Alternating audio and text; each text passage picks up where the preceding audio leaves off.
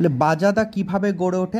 এই যে জায়গাটা আছে বাজাদা, এটা প্রথমে কিন্তু এরকম একটা স্তর ছিল না। কি ছিল না, পেডিমেন্টের নিচেই অনেকগুলো জলাধার কি করতো না, পলল পাখা সৃষ্টি করতো এরকমভাবে। ঠিক আছে, আমি রেড কালারের দেখাচ্ছি। পলল পাখা সৃষ্টি করতো জলাধারগুলো। আগের ছবিটা দেখবে, বড় যে ছবিটা যেখানে ভূমিরূপগুলো দেওয়া আছে, তো এই জলাধারগুলো এরকমভাবে আসতো। দেন এই পলল পাখাগুলো সৃষ্টি হতো। এগুলো কি না, জলধারা যে বাহিত বালি প্রস্তর খণ্ড, এগুলো সঞ্চিত হয়েই কিন্তু এই পাখাগুলো সৃষ্টি হতো।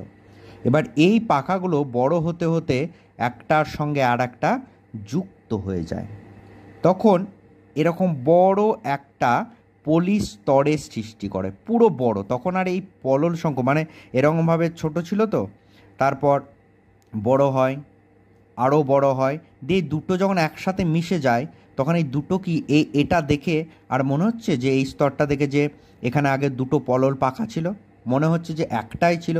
দেন এটা আরও বড় হয়ে ঠিক ভূমিরূপটা ঠিক এরকম হয়ে যায়, মানে এখানে শুধুই বালি নুড়ি কাঁকড় এগুলো সঞ্চিত হতে দেখা যায়। তো এইভাবেই যে পলির স্তর যে গড়ে ওঠে, যে গঠিত হয়, এটাকেই আমরা নাম দিয়েছি নাকি বাজাদা।